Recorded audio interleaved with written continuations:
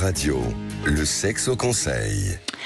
Alors, Samuel Doc, nous allons nous identifier aux messages que nous avons reçus dans notre éducation sexuelle, n'est-ce pas? Bon, bref, tout ça, c'est parce que on a tous reçu des messages quand on était enfant, par la société dans laquelle on a grandi, par notre culture, etc., etc.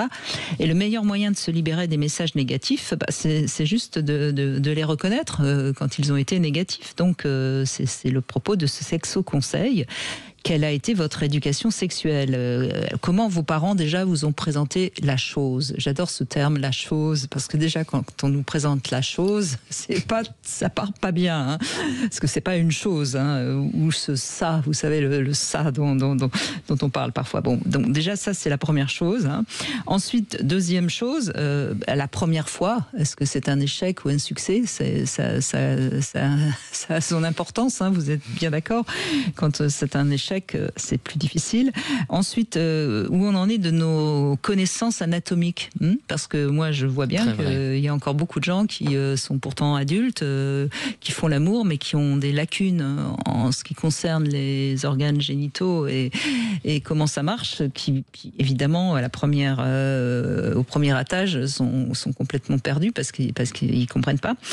Qu'est-ce qu'on sait du rôle de la reproduction dans le désir, dans l'envie, dans la sexualité humaine?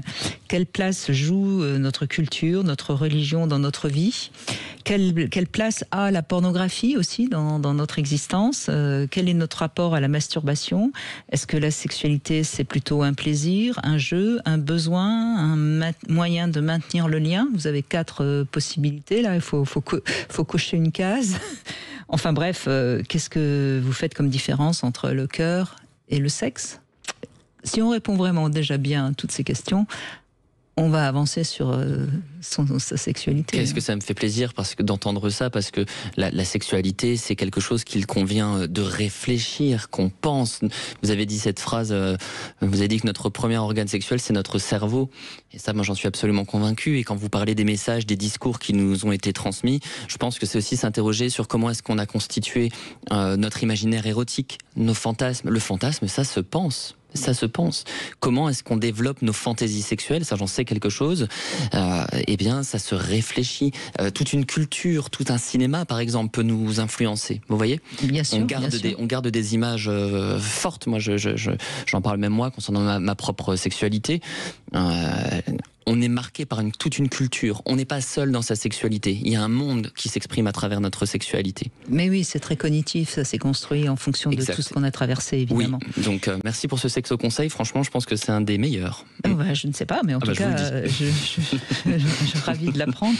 Et puis tiens, je vais vous aider justement à avancer dans le jeu de votre sexualité grâce justement à Lelo et à Sud Radio, parce que c'est le moment encore où vous pouvez gagner votre pack de 5 jouets, des accessoires Lelo. Lelo, c'est une très très belle marque de jouets intimes.